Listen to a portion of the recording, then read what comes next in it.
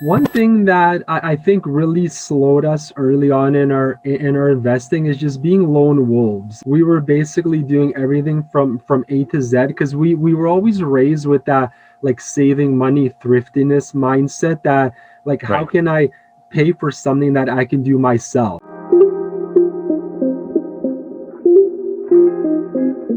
Welcome to the Golden Nuggets of Real Estate Investing, a podcast dedicated to helping you achieve financial freedom through real estate. We'll be discussing the most important lessons, or better known as the Golden Nuggets of Real Estate Investing, entrepreneurship, and personal finance with new and experienced investors to help you get into real estate investing or scale up your portfolio. So make sure to tune in. What's going on, everyone? It's Ross Nadai. I'm a real estate agent, an investor, and host of the Real Estate Golden Nuggets podcast. I have an amazing episode full of golden nuggets for you. If you like this podcast and have gotten any value out of it, please share this far and wide to reach as many people as possible. If you are listening on Apple Podcasts, please leave me a 5-star review. If you're watching on YouTube, leave me a comment, like, subscribe, and hit the notification bell so that you can stay up to date on the most recent episodes. Thank you so much for your support. What's going on, everyone? Welcome to another great episode of Real Estate Golden Nuggets. I have my special guest here, Michal Wach. If you know him from Wach Properties, he's a very informative, intelligent man. Let me tell you that. And before recording a session, I told him I miss reading some of his posts because he has some great insights all the time. So without further ado, Michal, tell us a little bit about yourself for the folks that don't know you and what your portfolio currently looks like and what are you up to? Sure. First of all, thanks for having me on, Ross. I appreciate it. So we started investing in real estate about 12 years ago. We bought a single family home in Hamilton, and then we kind of saved up, waited a few years, did it the old-fashioned way. We bought a second rental about 6 or 7 years after that. Also another single family home in Hamilton. That was a townhouse. And then we came across a real estate agent that was investing in the Niagara region. So since then, we have moved our investing and our efforts to St. Catharines and Welland. We've since sold those first single family homes. And now we mainly invest in the BRRRR strategy, doing single family to 2-unit or legal 3-unit conversions. We have one last single family home that we are in the process of converting as well in our portfolio. So yeah, that's how our portfolio looks. I've recently started coaching as well, mainly working with some younger real estate investors. I really enjoy giving back to the community, and I realized doing it in a formal way through a coaching program was just kind of a natural fit for me as I eventually transition out of my full-time job. So here I am enjoying every single day of this journey. I've met a ton of amazing people that I call kind of like the investor circle and the power team that I have around me, people exactly like you. So I'm really looking forward to sharing some of that info in my journey today. Yeah, no, that's awesome. Yeah, so just to recap you, so you are currently working, you have a corporate job, you're a coach and you're an investor. You're juggling 3, 4 things like we all are right now. So Yeah, I have a kind of set of tax returns that I do every year for family and friends. I've been trying to bring that list down a little bit year over year, just basically telling my clients that other priorities, including family, you kind of mentioned 3 big buckets, but family is really at the top there. That's why I am doing all of this at the end of the day, right? It's to create that freedom of time so that you can spend more of your time doing things with family and things that you enjoy. But I've been definitely trying to roll back on the personal tax return preparation. It's an amazing kind of asset to me because I do understand the tax impact of a lot of the things that I do, both from a mortgage and a tax efficiency and a qualifying for maximum amount of mortgages perspective. And so that's kind of part of the advice that I can provide to any partners that I'm working with or potential students, because everyone has tax questions, especially at tax time. oh, absolutely. That's when you remember. It's funny how that works, but yeah. So I love that you kind of describe your portfolio and your journey. But I guess just taking a little bit step back, what got you into real estate in the first place? I mean, how did you figure out? You know what, this was a new discovered passion for you, right? Like, so how did you get here? Yeah, I never wanted to be a landlord or a real estate mogul or anything like that.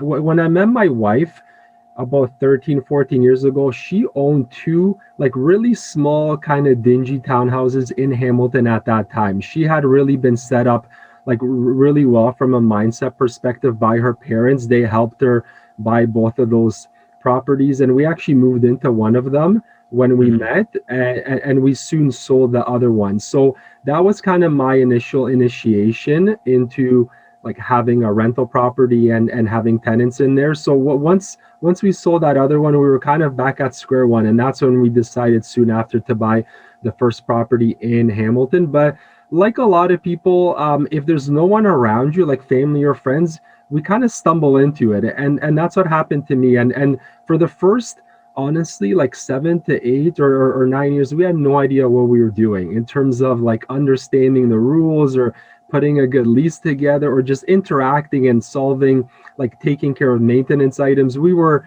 like doing it all on the fly. It isn't until the last couple of years when we've surrounded ourselves with the right people and also educated ourselves to really treat it like a business, where we've put in a lot of better systems and a lot of processes to be like business owners versus just people that own a rental property on the side and try not to worry about it, try not to get any calls from tenants.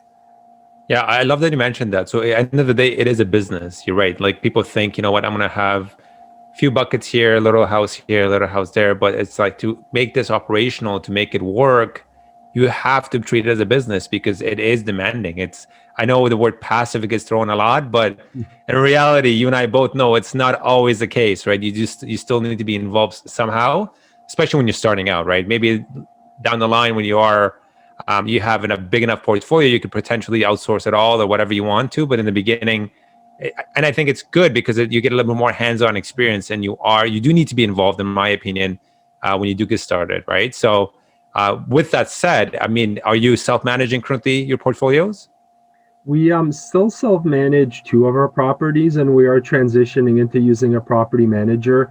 I really focused on delegating as much as I can this past year as we truly want to get to that next level of scaling our Mhm. business and our portfolio of properties. So property management is definitely one area that I've been really happy to delegate so far on one of our properties. And as we stabilize and finish rentals on every property going forward, we will look to use property manager for that too. It's just not only like a time free up, but a mind and energy free up as well, knowing that I don't need to worry about listing the property, organizing showings, doing the showings. Even if I had people helping me, it's a lot of work if you've never done it, especially when you have multiple units in a house, like 2 units, 3 units.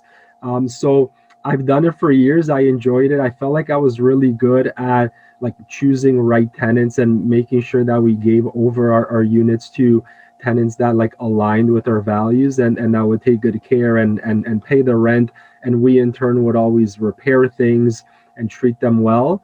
But it just got into a point where there's it's not worth it for me anymore to be doing that. So I will gladly pay a property manager 8 or 10% or whatever per unit per month to take that task off my plate so I can focus on like higher value business building activities. Every property that we've purchased has always been a single family home. The earlier ones we would rent as single family homes because that is just the easiest type of rental. They were like nice newer properties. There was very little maintenance upkeep. Like sometimes we would go a year and a half without hearing from a tenant. If you place the right tenant, you kind of set it and forget it, right? That is truly as passive as real estate investing can be if you set things up right. Since then, we've really focused on buying single family homes that we can add value to, right? So they're typically outdated.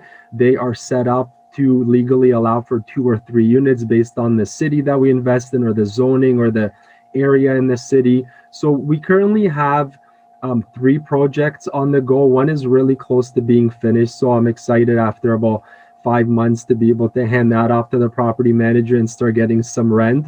And then we have 2 other ones that are probably about 3 to 5 months away from being finished. We have a single family home. It was a 4 level side split to a 3 unit that we are just finishing up. So it's a 3 bedroom upper and two lower 1 bedrooms. One of those 1 bedrooms is kind of where the garage used to be. So it's kind of a unique project. There's a Yeah. couple of cities that allow 3 units within a single family home dwelling. There's going to be more cities that come online with the passing of Bill 108.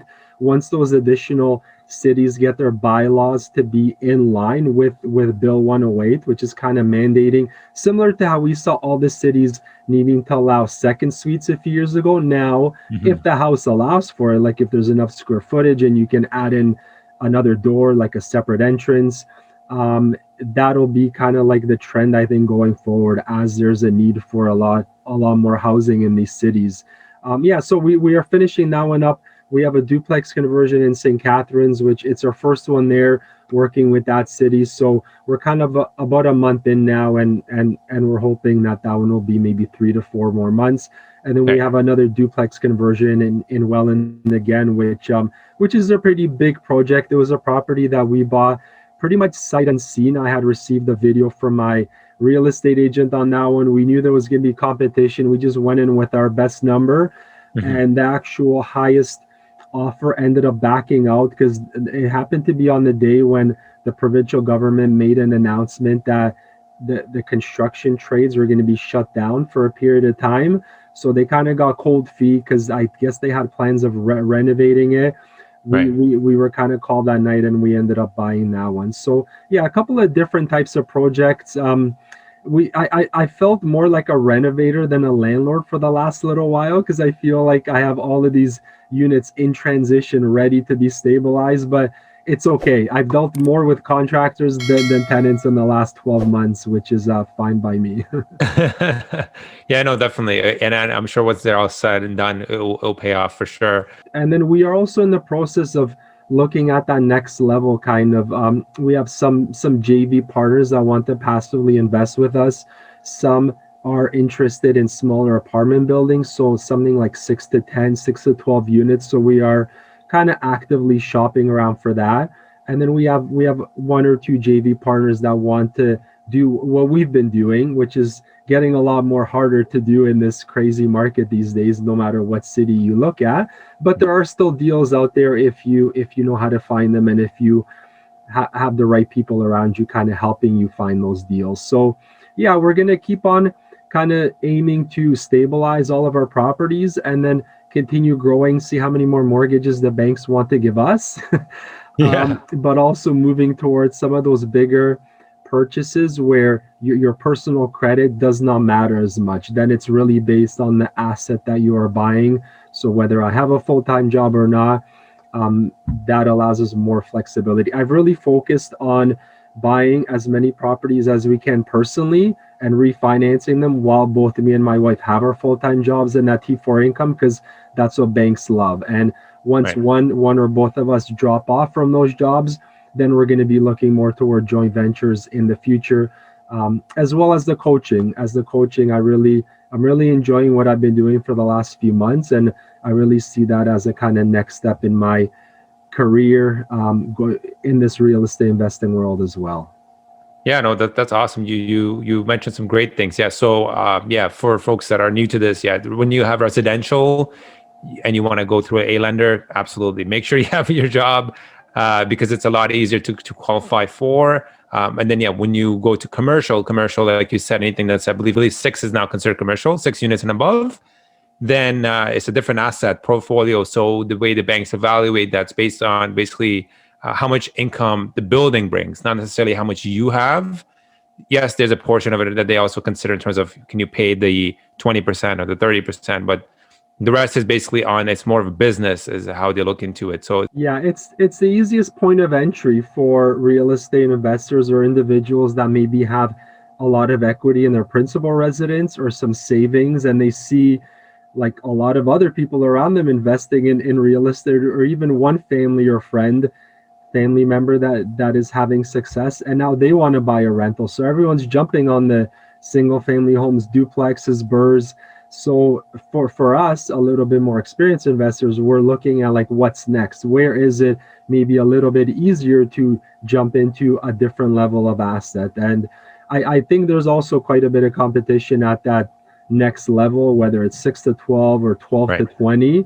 But you are getting, the higher you get up, the less potential buyers there are for those properties, right? And it Yeah. also becomes a lot more creativity, like comes into play when you're trying to structure those deals with vendor like seller financing, and just Mhm. with like some lenders that are a little bit more aggressive when they look at your whole portfolio, or other things that you can do that you cannot do on the A lender residential side.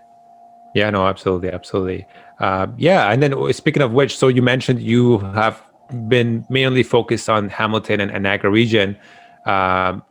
Is there any other markets that you're also considering? And if so, what are, I guess, the key criteria you look for when you are evaluating certain markets?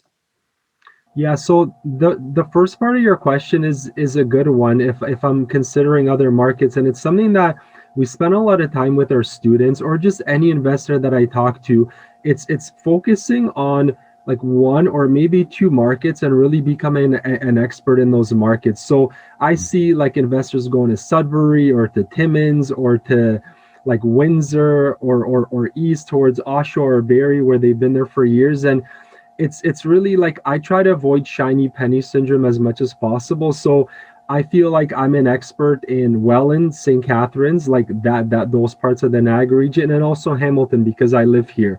And I don't stray. I see the wholesale listings, I see deals come across my desk in every city, and I typically just take a quick look at them, a fast analysis, and I just file it away. I don't spend much more time. And I definitely encourage others to pick a market, pick a strategy, and just focus on that. Give it 3 or 6 months. Try to become an expert on the neighborhoods, on the rents, on the purchase prices, on the ARVs. And then if it's not working, then consider changing markets, right? I look at kind of where the population trend is going. So for years, like when I first went to the Niagara region, living in Hamilton, which I kind of consider a nice central part of that golden horseshoe, where you can go like towards Toronto, or you can go towards Niagara, and it's kind of the same distance, right? And Right. then I once heard that going from the GTA to Barrie is the same exact distance or time as going from the GTA to the Niagara region. So if someone's living in that central area in Toronto or anywhere around the GTA, and Barrie's exploded, like it's already like been a really strong city in terms of rents, in terms of appreciation. And so when I started in Niagara, it hadn't yet had that upswing, right? So we've really been able to benefit from a couple of years of kind of like an upswing in prices and in values. But I look at like, are there employers setting up shop there? And I know the city of Welland is always advertising for providing benefits and like support programs for businesses to basically come there and to set up like a headquarters or set up shop. So when I see that, and I see a lot of infrastructure going up and a lot of old houses or old commercial storefronts being renovated, it gives me a good feeling that like the population is increasing, and that people are moving towards those areas, right? When I Mhm. heard about the Go train announcement a few years ago that they were going to start a dedicated line, even though it was only 1 or 2 times a day, Right. you knew it was just the beginning of like that transportation is there, and then the people are going to realize, well, it doesn't matter where I work, I can live there. And a lot of our potential tenants are from Hamilton or even Burlington or surrounding areas that are trying to rent in St. Catharines or Welland, because the rents from where they live are just a little bit too expensive, right? Mhm. So those are some of the key factors, like a lot of the main kind of things that I look for in a city before I choose it. There's a lot of really good cities to invest in these days. Like I know investors are in London, Brantford, Barrie, Oshawa, like Windsor. Now Sudbury is the hot market these days. Yeah. Niagara region's been there for a couple of years. Yeah, for sure. And then in terms of resources, so do you have any recommendations in terms of where people can find a little bit of information, like you said, population growth or some developments in the area? Of course, the easiest thing is to keep an eye on what's going on with the news and articles and so forth come out. But anything particular that you find that or you recommend to your students? Definitely, you can Google a lot of that information, find it on the city websites. But I prefer like actually looking into some of the Facebook groups or the Instagram like info that is available when you're following an investor in that area, and just really connecting with agents, with investors, with property managers, with people that are touching properties in that city already, just to Mhm. get like a boots on the ground overview of what are they seeing there. Is there like what types of tenants are coming there, what types of big money is coming there. That's what I kind of value more, because it's more real-time information, right? Absolutely. Like I always encourage a new investor to do research on a market, and a big part of that research is to call like at least three real estate agents, like ask them what kind of rents they're seeing. I like some of the cities that I invest in, I've seen maps where it's like, stay away from this area. This is the good area. This is the B neighborhood. This is an area that's up and coming. So if you buy a rental here in the next 3 to 5 to like 7 years, if you're okay kind of swallowing some rough times, you might see a good level of appreciation, right? So like Yeah. that type of education is the best one. I feel like a lot of people on social media are just very forthcoming with that info. Like when people reach out to me and ask me about the Niagara region or Hamilton, I always share, or I connect them with the right people that I know, with a Mhm. contractor, with an agent, with a property manager, whoever it is, right? Right. Yeah, no, those are valid points, and I love that you just mentioned that. So yeah, it's basically reaching out to network. I think that's the most lucrative way of trying to surpass all the fluff and try to get to the main resource. And you and I both know our community is so giving; it's absolutely amazing. So there's no reason for you not to speak to somebody and reach out to them if you have any questions. Yeah, one of the things I wanted to bring you on here, and that I can illustrate for folks that are new is it's just a quick calculation. I know we talked about earlier, right? And would you mind sharing with us, I guess, how you analyze a deal and perhaps go over one of your deals? Sure. Green. Deal analysis is something that I also like share a lot with students or with other investors. It's really like a muscle that you just need to constantly work on. Many newer investors I find just haven't analyzed enough deals on their own, or they haven't been able to like analyze deals with more experienced investors together, just to learn like, here's what a good deal looks like, here's what a really good one looks like, here's a so-so one, and then this is one that you definitely stay away from, right? Like we are bombarded with a lot of so-called deals these days, whether they're on market, off market, and it's really a matter of like training yourself to know like at the spot that good deal. And the only way it happens is through practice, right? So I've Absolutely. had like multiple really good agents slash other investors in my life over the last few years that we are constantly flipping properties back and forth. Like when something either hits the MLS or it comes through email from an off-market lead, we are like sharing what we think about it. And a couple of these people are like really strict on their number requirements. So we know that when we both kind of feel like it's a good deal, it's a really good deal, right? Right. But for a newer investor, I'm gonna bring it up here. One Yeah, of the please. things that I truly believe in is just keeping things simple as much as possible, because it is so easy to overcomplicate things and to like be looking for the right template, or be like making sure that you don't miss any numbers. But at the end of the day, you just want to have a pretty good idea, because you should be analyzing multiple deals every single day. You just want to have a pretty good idea of whether you should be passing on a potential deal or analyzing it further and reaching out to the seller or your agent to ask more questions, right? So, Exactly.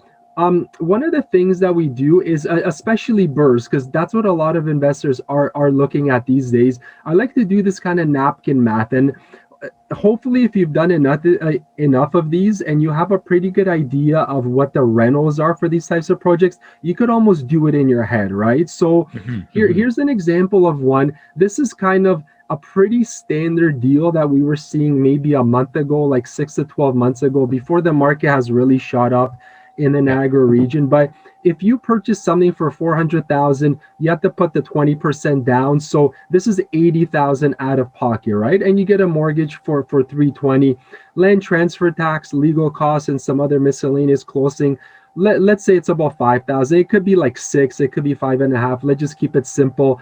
Renovation costs, including holding, right? There's going to be utilities, there's going to be interest, mortgage payments. So it depends on how much, like every property is different, and it depends on what you're doing in the upstairs unit. But if a basement is costing you 80 to 100,000, like if it's a total gut job, and let's say you put a little bit of money upstairs, 10 to 15, and you have some holding costs, let's just use 120. And then let's say that the appraisal, you bought it for 400, you put in 120, and an appraisal comes in at 550. So you're going to get a new mortgage for 80% of that, which will be 440.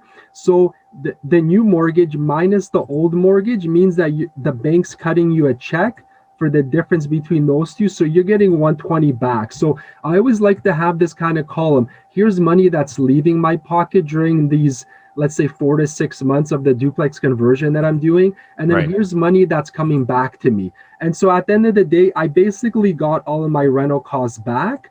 And I am leaving in the deal, at least for this first refi, 85,000, which like I've done this on a couple of deals. And then one of them I've since refied again. So I've kind of gotten the rest of my money out, or pretty close to it, on a second refi. And I always tell people that, like, don't just look for perfect BRRRRs or something close to it. Those are like even much more difficult to get these days, right? You're just looking for a good property that you intend on holding long term. And if you leave a little bit more money than you want to on that first refi, know that you will just be able to pick it up on the next one, right?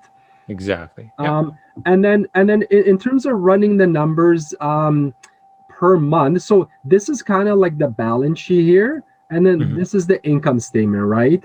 And then a lot of investors that I talk to, they are not sure about what type of ROI they should be looking for on a property. And it really depends on the strategy. It depends on if you're more of a passive investor and you are okay with a lower ROI. You will park your 100,000 or your 150,000 as your 20% down payment in the property and just let it like earn you like passive appreciation, slowly pay down the mortgage, and maybe a little bit of cash flow each month. If you're okay with that, you might be fine with a lower ROI. If you're a BRRRR investor that's trying to recycle your money faster because you want to scale, you're probably looking for something higher because you want to refi as much of this cash left in the deal on that first refi as possible, right? So anyways, here's one of the most recent duplex conversions that we completed. So some of the items here, so yeah, why don't we start at the top? We are getting 1,800 and 1,500 plus hydro for the upper and the lower. Here's the new mortgage at the 550 mortgage amount if we do it over 2.2%. And the property taxes and insurance, I always estimate in the region that I'm investing in about $300 a month. It just seems like it's a nice conservative amount. Usually we come in about 250, 275, but when I'm running pro formas for myself or for a potential partner, I'd rather like be a little bit more conservative and have things come out better in the end, right? Absolutely. Insurance, we're landing in the $100 to $120 range for a duplex. I put in 125.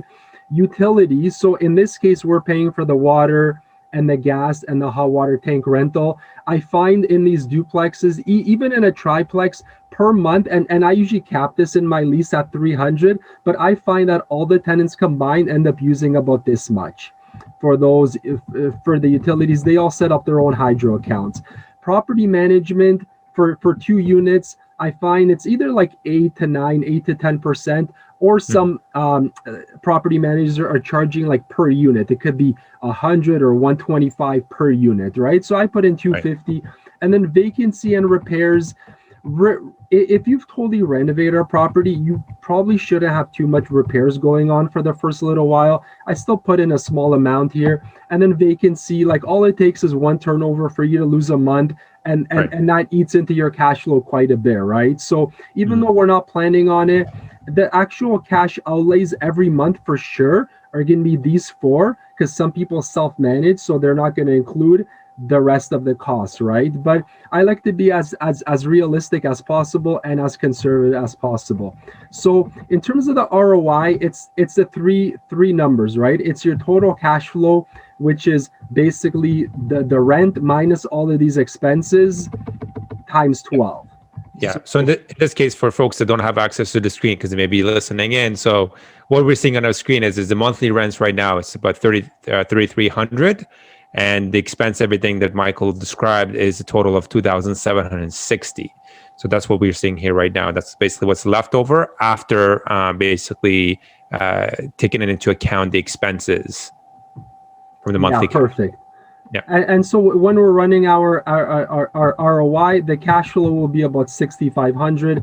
Our mortgage pay down based on the mortgage calculator will be about 10,500. And the appreciation, I use 3%. You could use 2 or 4. We've had a lot more recently, but I like to keep it pretty low.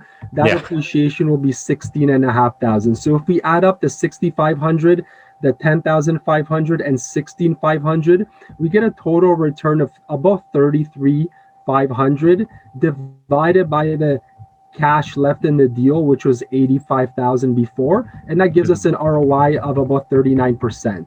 So like I look at a lot of deals, and I've had students purchase deals recently, and like if you've included all of the expenses and like everything in there, including the kitchen sink, and you have all these contingencies, and if you're anywhere between like 25 and 30% minimum ROI, it's a deal that you should look at a bit closer, right?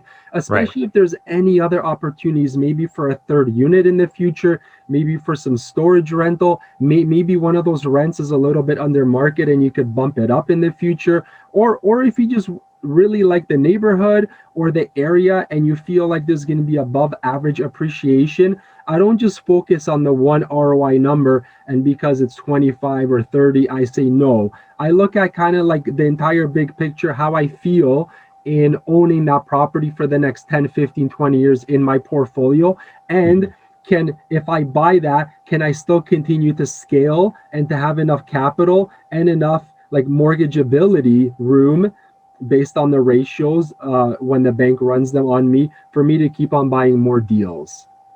Right. No, excellent point. I love that you mentioned that there, Michael. Yeah. So as the market is getting more competitive daily, we are seeing that ROI number basically trying to going down. The cap rate also is shrinking, but one of the ways of looking at it, just like you said, is what is your goal? I find that it's very helpful when you kind of drill that down into what is it that you're planning on doing. So if you're planning on holding on to the property at least for 5 years, given the fact that there's always a natural turnover and even in just tenant profiles, if something is undervalued right now, someone's renting a 2-bedroom for 700, of course there's ways of you can potentially make a deal with the tenant, but even if they say long-term, chances are 1 or 2 years, one of them out of the 3, let's say in a triplex, will end up leaving.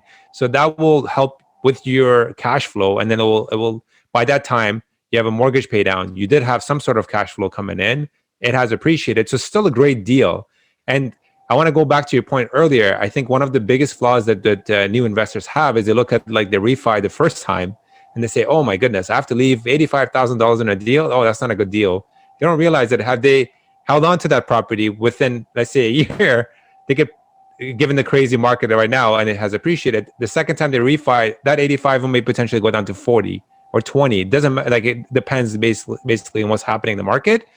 But getting a perfect BRRR is coming a little bit harder and harder day by day. But to your point, I love that you're seeing the bigger picture and you see that, oh, you know what? If this street is developing and there's going to be new construction coming in, as long as those things take in place, you're going to make money. You're still going to make money. So you shouldn't just be blind and pass on everything if it's not a home run. You have to create some sort of value and think of the bigger picture if that's what you want to do. Yeah, and on the deal analysis, I encourage all newer investors to reach out to other people to get help with analyzing deals. So make sure that you have an amazing real estate agent working for you, somebody that maybe owns their own properties, that really knows the area, and actually put the onus on them when you're walking through a property. Hey, how much do you think this thing will cost in rentals? What do you think the rents are going to be? Like, is this a B area? Is this an A minus? Is it a C plus? Like, tell me all of those things, right? Like, put the onus on them. And you really want to get to that point where you just feel really comfortable that you can run the numbers on any deal on your own and know this is like good, medium, bad. Because a lot of like many investors, especially these days, folks that are trying to look for their first property or even their second one, they are basically like afraid to make a mistake and to buy the wrong property. Because if you do, that's really going to slow you down. You don't want to be selling a property a year or two later just to get out from underneath this mess because you bought the wrong property because you didn't analyze or you missed something, right? Totally agree. Totally agree. Yeah. Seek help when is needed. That's what there's coaches for it. There's mentorship there available. There's a ton of education. There's so much content available, even in the market. But yeah, but most importantly, I love that you mentioned just to reach out to somebody who's done it, right? There's one thing reading a book. There's another thing getting an expert advice. Completely different things, right? Someone who will know exactly what your situation is and can give you more tailored information. Yeah. So other than the deal analysis, what is I think the biggest thing that everybody struggles with is mindset. Let's talk a little bit about that, right? So for somebody starting out, like we said, prices are off the roof right now, maybe a little daunting. They're looking at the calculation and they're thinking, this is not good enough for me. Half the time, I think the battle here is really the mindset than anything, right? So how do you encourage people to kind of get over that hump and then really get into, you know what, this is for me, or I should take action, or should I pursue this? Yeah, I feel like every week when I get on my calls with my students, I'm talking at least one or two people off the ledge because they're like, I'm doing everything. I'm like, I'm sending flyers, I'm door knocking, I'm taking action, I'm taking all these steps, but I still haven't found this like unicorn deal, right? And I Yeah. think a lot of investors feel that way, new or experienced, right? Oh, for Mindset sure. affects all of us differently and at different times. So at the end of the day, like I really just try to bring it down to basics, and I remind them that first of all, you are in this for the long run. This is not a like get quick rich scheme. It's a get rich slowly for sure, right? Over the long term Yeah. scheme. So I definitely remind them that just because we like you have certain goals for 3 months and for 12 months, that's typically what we set up and we get really clear on those. If a month or two has gone by and you haven't bought like the 4 units that you want, or you haven't added $1,000 in cash flow, like it's okay. Right. It's kind of like a casino where you go there and they use 10 decks and there are 40 aces in those decks, but you might get through a bunch of cards where no aces are going to come up, right? But you know that the aces are in there and they're going to come sooner or later. Just don't expect all the aces to be stacked in your favor at the beginning. And Yeah. I think a lot of investors kind of maybe they either quit early or they make the wrong decisions because they just don't have the patience, or they don't have the solid mindset. They don't have people talking them off the ledge, right? Or just people that they could share things with.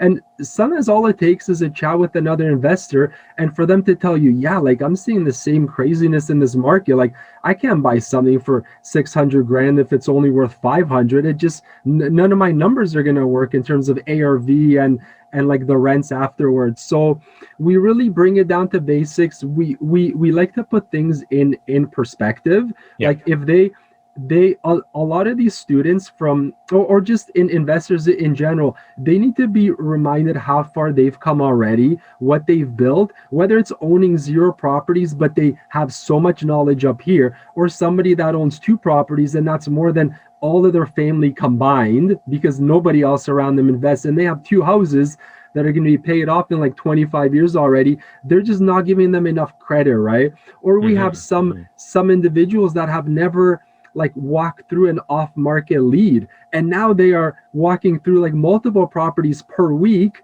but just because they haven't been able to have an offer accepted doesn't mean that they're not making progress. They're making huge progress, right? So it's a lot of perspective, it's a lot of reminding. And I also really like to let investors know how they compare in my mind to other investors that I know, and how I see the challenges that they think is a big challenge or like end of the world or it's getting them down, how like that is nothing compared to what somebody else is trying to struggle through, or how like they are so close to a breakthrough that it's only a matter of time if they just keep doing exactly what they're doing, exactly what we're talking about, right? So much of this game in this business and in life is just consistency. It's showing up every day, every week, and just putting in the work, and not necessarily putting your head up all the time to see like, did I achieve it yet? Did I do it yet? Did I get to my goal? Like those things are gonna come. So Yeah. those are some of the key things that I share in terms of mindset. Yeah, no, I absolutely love it. I think you mentioned some very key aspects there: persistence, consistency, and self-reflection. I think a big part of it is Hmm. self-reflection. I do like the fact that you mentioned there is you should compare, but also know not to compare yourself to somebody who's been in the business for 20 years and you just started 2 months ago. Yeah. It doesn't work that fast, right? Just like we said, it takes progression, takes time, and you will get there. You just have to be consistent and not lose hope. But little compound effects that you or the little tasks you do every day compound over time as we know it. So yeah, I think motivation is a big factor. And we're all humans. We do have days when we don't feel our best and we think, oh, you know what, this is not for me, or I'm not getting anywhere. But it just takes time. That's all I can say. I'm in the same boat. I'm not where I want to be, and I know it's gonna take me, I don't know, 10 years, 5 years, who knows, right? But you just gotta keep pushing. You gotta keep pushing. So as long as it is your passion, right? I think that's the biggest thing that I can give anybody an advice on is follow your passion. If real estate is a job for you, then don't do it. Like I just don't. I don't think it's worth your while because you will do it for the money, but then eventually you're gonna give up because it's not your passion. But if there's somebody who is a coach like yourself who's passionate about teaching people, it doesn't feel like work for you, right? I would imagine like you enjoy having conversations and you enjoy seeing progression in somebody and you see that you are making an impact in somebody's life. And that's extremely rewarding. Yeah, it's amazing. Like locking up a deal or doing something in our portfolio is amazing. And obviously, that's why I do all this. But having like seeing a student succeed or like putting in the steps that we talk about 1 week and then you get on the call the next week or you get an email on a deal from them like midweek. And it's Right. like, wow, like he or she is doing exactly what we talked about. And they are getting out of their comfort zone and they're now posting on social media and they are like cold calling private sellers, like all of these things that a month earlier they had never tried, never heard of, or they were just simply afraid of doing. So definitely, man, I agree with everything that you said as well. Yeah, no, that's fantastic. Yeah, so one of the things that I wanted to ask you, Michael, I love to focus on some of the failures or struggles of us coming into this field. What was it for you? What was the hardest thing for you, or a learning lesson that you learned, I guess, going through this that you could potentially tell someone else to avoid? One thing that I think really slowed us early on in our investing is just being lone wolves. My wife and I did everything on our own. We would like renovate the houses that we bought. We would find the tenants. We would do all the repairs. We were basically doing everything from A to Z because we were always raised with that like saving money, thriftiness mindset that like how Right. can I pay for something that I can do myself, right? Yeah. And so I'd consider that like a failure. Maybe it's not a failure, but it's something that I really try to ingrain in people and like put some perspective to them as they're starting out to like hire that assistant earlier than you need them, right? Maybe use a general contractor even though you can do some of the work or you feel like you can oversee trades. Like really focus on your goals, and if you want to build a business you can't be doing all of these things, right? So Yeah. we were definitely guilty of like doing our own taxes, doing a lot of things around our house that now we've kind of slowly started to delegate. Now I'm just thinking about like how else can I free up more of my time and energy these days, right? So that I can focus on like attracting partners, attracting money, and finding deals. I'm really looking at that Money People deal. I love that book. If Yeah. anybody hasn't read it by Stefan Arnio, it's a really simple read and it truly just like harps on those three items, on that magical triangle that any Yeah. week that you want to further your real estate portfolio or your journey, like if you just focus a little bit on those three items or maybe pick a week or a month to focus in a little bit more on each part of the triangle, you will have amazing results if you're consistent with it. But I think for a lot of investors, we hold on to too many responsibilities for too long. If we had just let go and trusted others and delegated and also had that mindset shift that it's not an expense, it's an investment that we are spending in somebody, we would be able to kind of scale faster, maybe leave that full-time job faster. So that's a share that I have in that area.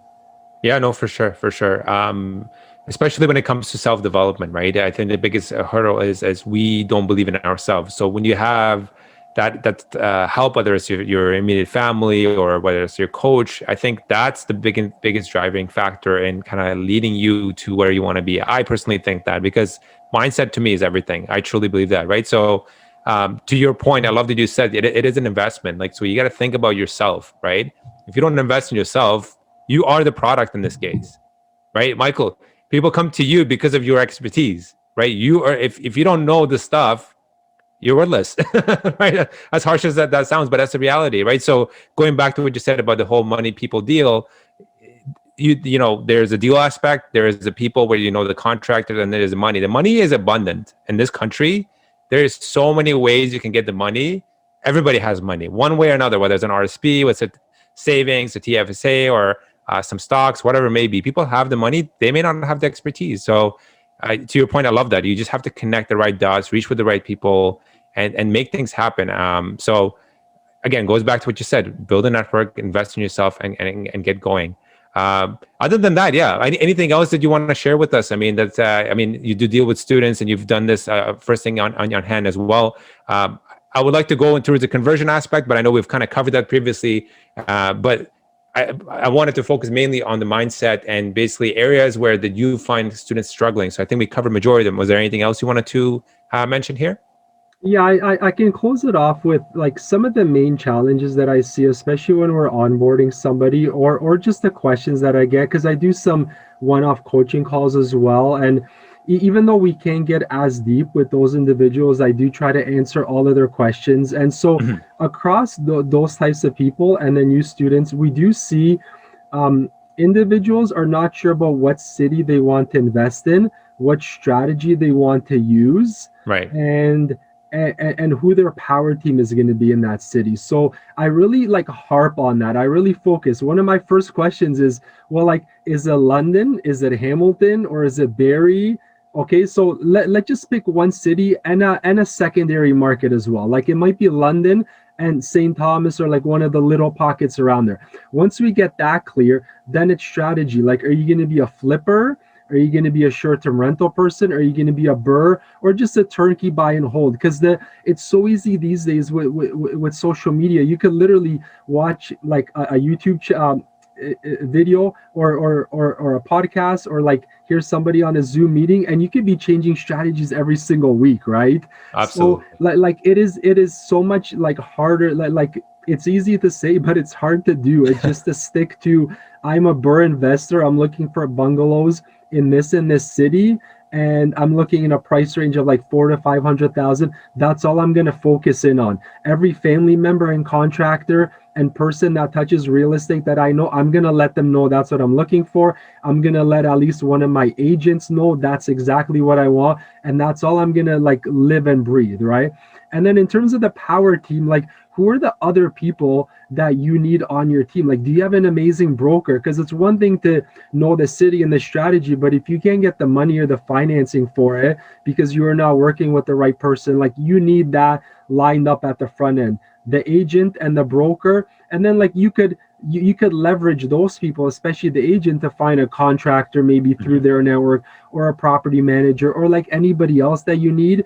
But answering those initial questions, and also understanding what like resources you have access to, whether it's, can I qualify for a mortgage today? Do I have a JV partner lined up and ready to go? Do I have all the HELOCs or the lines of credits that I need so I can fund my renovations? Or do I need like promissory note money, or maybe some other private loans?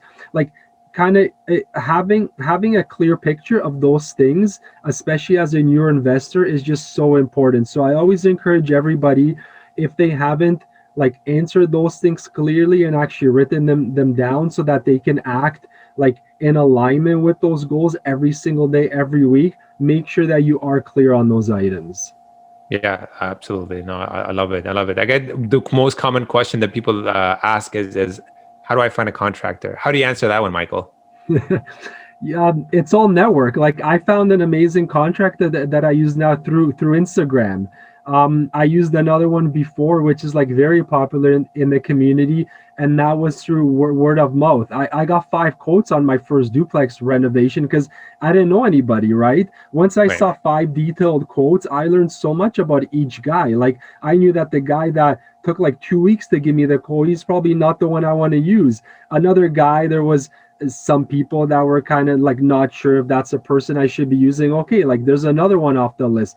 I really networked and I asked a lot of questions, and I just looked on their websites, on their social media. I looked at the way that they comment and that they respond to people, all of that. And then I also did the interviews of them, right? It's so easy Mhm. to jump on a Zoom call or a phone call these days and just have the same 5 or 7 questions that you want to ask them to then decide. And you can always try one contractor. If they're not working out for the next project, just use somebody else, right? But I Yeah. definitely lean on my network and on people that I know to find not just contractors, but any other members, insurance brokers, cleaners, anybody, right? Yeah, no, for sure, for sure. We all got to start somewhere, but yeah, it starts with asking the right questions and Yeah. asking the right people. Yeah, perfect. Yeah, and since we're segmenting towards the end of our podcast here, what I'd like to know is if you could recommend us about 3 books for anybody looking to either scale up or get into real estate investing, whether it could be mindset or business, whatever you think is appropriate. What would that be? One of my favorites, which I read recently, is Who Not How. And it just really talks about anytime you have a task or an item to do, don't ask yourself like, how do I do this? Do I go on YouTube? Do I like find a tutorial? Do I ask somebody? Find yourself who can help me do this, right? Who can do this for me, or who can take care of this by connecting me with the right person or the right resource. So Right. that's like a lot of fellow investors. We have a book club as part of the coaching. So we just read that 2 months ago, and it was a big hit. Like I really enjoyed it. Money People Deal, I definitely recommend that one alongside with Rich Dad Poor Dad. I think like that's the classic. If you haven't read Rich Dad Poor Dad, definitely do. It's like $10 on Amazon. I've Yeah. actually ordered that for a couple of family and friends and had it delivered right to their mailboxes. And I said, make sure you read this thing. Before me and you talk about real estate investing, read this Yeah. book. And then I also like the David Goggins book. I forgot the name of it. That was more of like a motivational book where it Okay. talks about David and everything that he had to go through early in his life, and then in his like trials and tribulations while he was in the Navy. So I really like that one from like a mindset and just being strong up here perspective. But yeah, I like a mix of personal development slash real estate investing slash kind of business building. And I'm currently reading E-Myth Revisited, which is also another good one. And it really just like tries to knock into your head. Don't do everything on your own. Don't be the person that's like baking the cookies and that is cleaning up the shop after and that is doing the advertising and the website and that is like dealing with the clients, with the customers. Like you need to have the right people in the right seats on the bus, Yeah. delegate it, pay them a good wage because you don't want people leaving after 6 or 12 months while after you've invested so much in them. Keep them happy, treat them well, and have that person grow with you as your real estate journey and your whole enterprise grows. So I'm definitely a big proponent. I think we're all learning. Like I'm constantly reassessing who I need. Like we're looking to hire an assistant right now. We're all constantly learning and growing in this area. Nobody has it perfect Right. unless you're like running a multi-employee company, which all of us dream of that one day. But small steps to delegating somebody to do like driving for dollars for you or your property showings or some of your rentals, you can always start that way, right? Yeah, no, absolutely, absolutely. Yeah, at the end of the day, like we said, it's a business, so you have to be able to delegate tasks and focus on the bigger things. What's your really what is your time worth? That's what it comes down to. And as you progress, it's going to be more valuable than doing the little tasks, like you said. So definitely, outsourcing makes sense.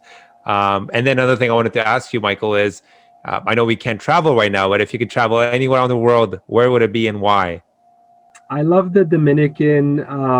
Like we've done a lot of cruises in the past where we hit like Jamaica and a lot of other islands. I always enjoyed those types of trips because the kids feel like it's a big city on water, and you Yeah. still get the flavor like within a week of 3 to 4 different islands and different cultures. Right. Yeah, I would just go for a trip to the Dominican right now for a week just to lie on the beach. And then, yeah, any last piece of wisdom that you want to share with the folks before we wrap this up? I would just say surround yourself with good people and people that have a positive mindset. I think especially these days it's really important.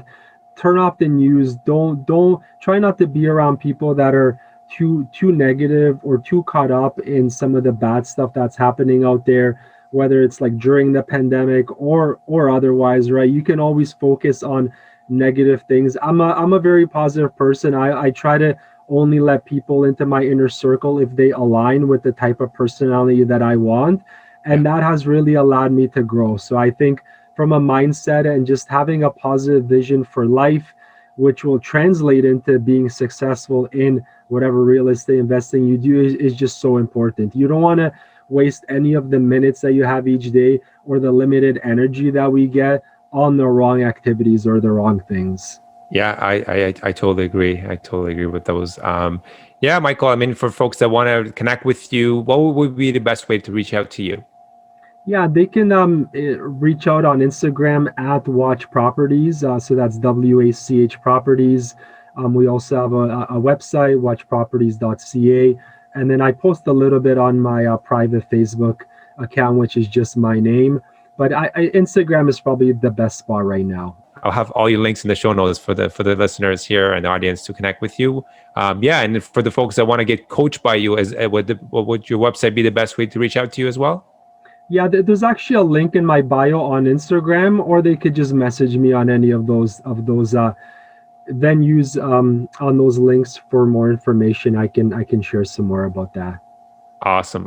Yeah, Michael, thank you so much. This has been a blast. I know we talked about hopefully being able to meet in person once this COVID thing is done, but so glad you were able to join us today and give us some great insights and great golden nuggets for the audiences here tonight. Thanks for having me, Ross. I really appreciate it. Thank you so much for tuning into today's episode. I hope you were able to get some great golden nuggets out of it. The kindest thing that you could do is share this podcast across all social media to help as many people as possible. If you like this podcast or have any questions, feel free to reach out to me on Instagram or YouTube. I love bouncing ideas, people, and I love talking real estate. Thanks so much. I'll see you in the next episode. Remember, financial freedom is just a few properties away.